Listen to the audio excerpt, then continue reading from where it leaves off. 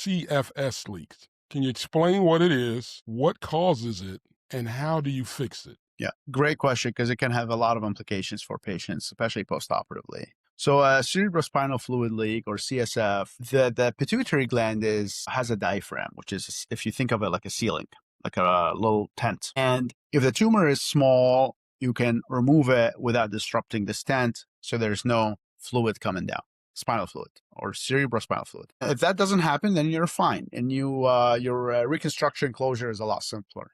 However, in tumors that are very large, where they push the gland away, a gland, instead of being a pea size, it becomes paper thin, sub-millimeter piece of tissue because the tumor is large and pressing on it. As you remove the tumor, sometimes that tent is just so thin because it's stretched thin over the years. There is spinal fluid leaking through it.